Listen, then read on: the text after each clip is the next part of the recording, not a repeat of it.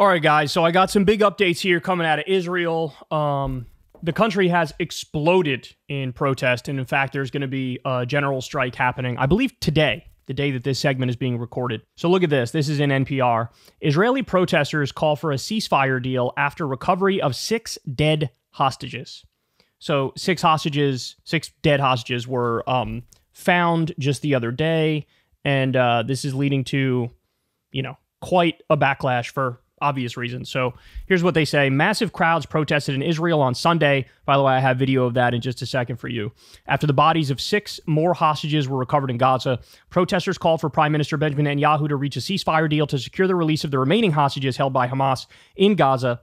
Histadrut, the largest trade union in Israel, called for a general strike on Monday in protest.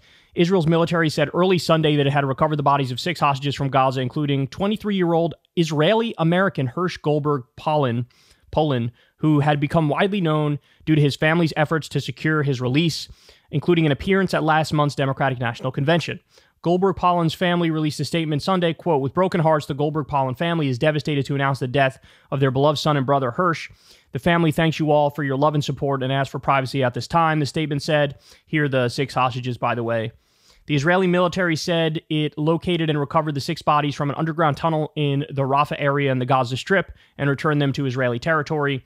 Israel's health ministry said the 6 abductees were murdered by Hamas terrorists in a number of short-range shots, and that forensic examination showed they were killed in the last few days.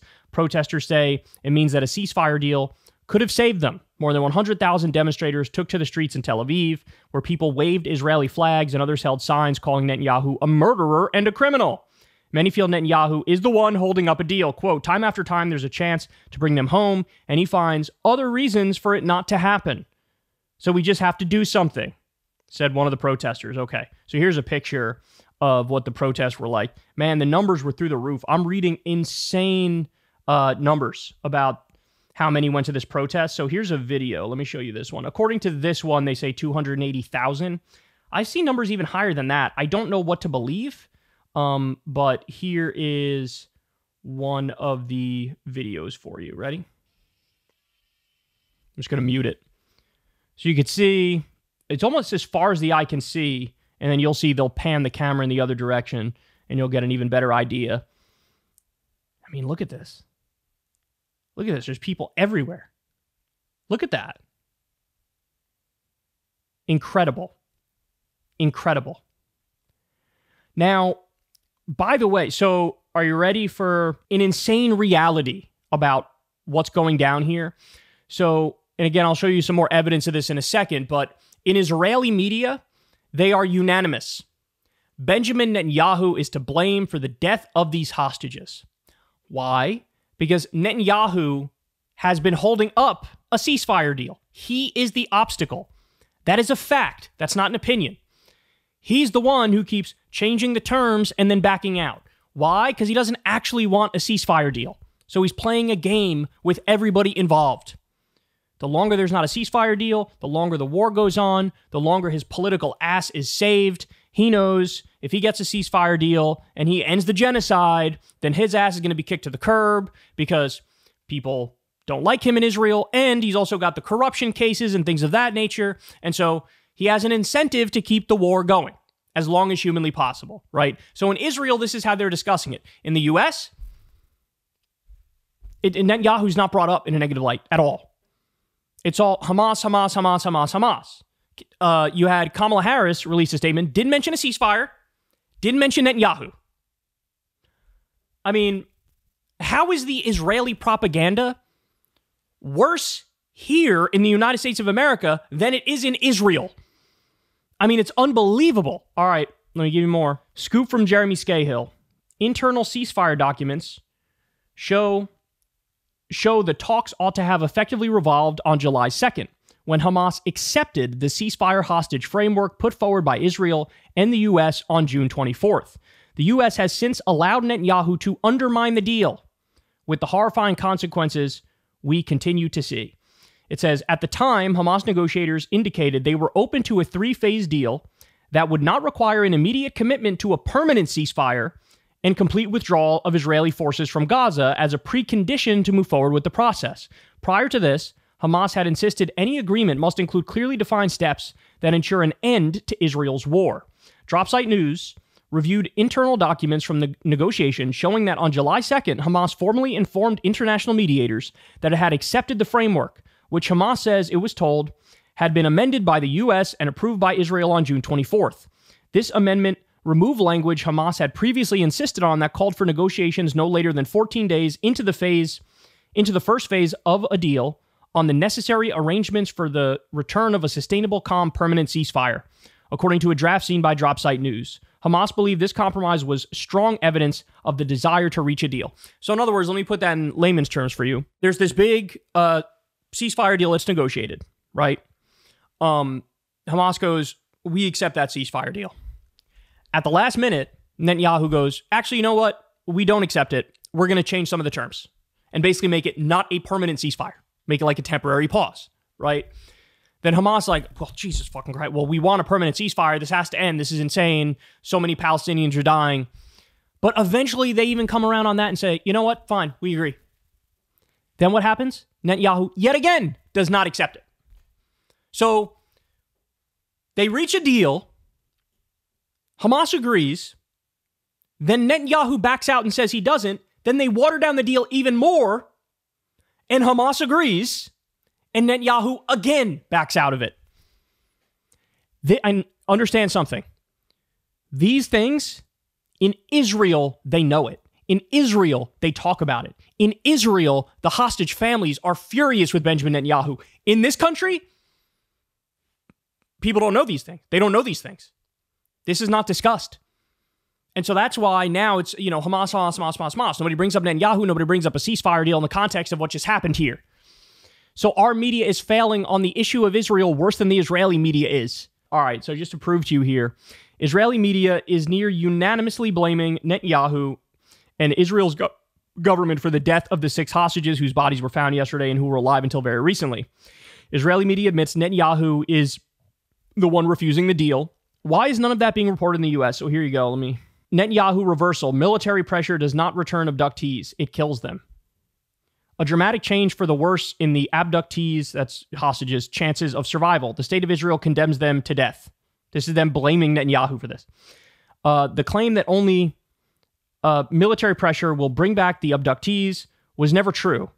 Now she is unfounded. These are translated from Hebrew, which is why they're sort of hard to understand. But the gist of it is, this is Netanyahu's fault. This is Netanyahu's fault. All right, more.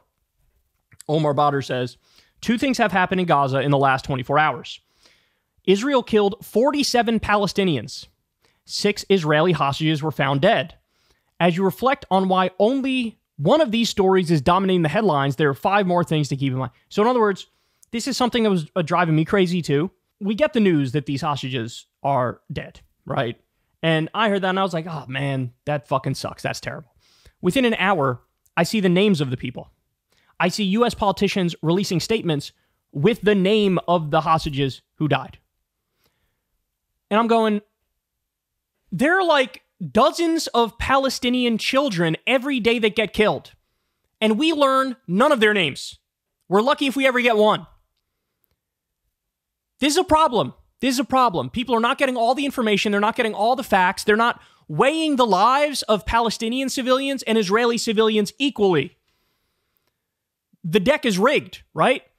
And so that's a problem. And that helps skew perceptions. Anyway, Omar continues here. The families of the hostages and the Israeli defense minister have accused Netanyahu of condemning their hostages to death by his refusal to strike a deal that brings them home safely. Hostages Families Forum blames Netanyahu for death of captives. Of the thousands of Palestinian hostages that Israel kidnapped and held without charge or trial since October, many have been brutally raped and at least dozens, possibly far more, have been tortured to death in Israeli dungeons. This was reported in the New York Times. In the opening weeks of the genocide, Israel was killing 136 Palestinian children per day. In a brief truce in November, Hamas released more than 100 Israeli hostages, but Netanyahu abruptly cut off these negotiations and prioritized the Gaza genocide over the hostages' lives. Beyond valuing Israeli lives more than Palestinian ones, our government doesn't value American lives equally. When Hamas kills an Israeli American, we condemn and promise severe consequences. But when the Israeli government murders Palestinian Americans, there's no accountability. Look at this. Look at this. Israel reveals U.S. probe into Shireen Abu Akleh's death, but says it will not cooperate. This is medieval level cruelty. So this article in The Guardian, and you can go read the whole thing. We're not going to get into the specifics here, but Israel used a 10-year-old girl as a human shield as it carried out its invasion of the West Bank. And we actually discussed the invasion of the West Bank the other day. Israel says this is just phase one in what we're doing in the West Bank. In other words, they want to Gaza the West Bank. We already have 650 Palestinians in the West Bank killed this year. 650. Now that's nothing compared to the minimum 48,000, right, in Gaza. But very clearly, Israel wants to go further in the West Bank, take more territory in the West Bank, attack people there even though there is no Hamas there. Remember, this is all self-defense and all about going after Hamas. The West Bank doesn't have Hamas. Fatah runs it, not Hamas. Okay, but now they're literally using a human shield of a 10-year-old girl as they do their invasion. And this is one of the key arguments against Hamas, as they say, you guys use these human shields. That's immoral, that's unethical, that's a war crime. And there's detailed reporting in The Guardian about how they used a 10-year-old girl as a human shield. Just, it's grotesque, man. It's absolutely grotesque. And what more is there to say about it? So there you have it. Some of the hostages are dead. Israeli media is correctly blaming Netanyahu. U.S. media is not blaming Netanyahu. They're talking about Hamas over and over and over and over. And there's only one answer, right? If we want this to end, if we want a solution, there's only one answer. Cut off the money and cut off the weapons to Israel and force them to make a deal.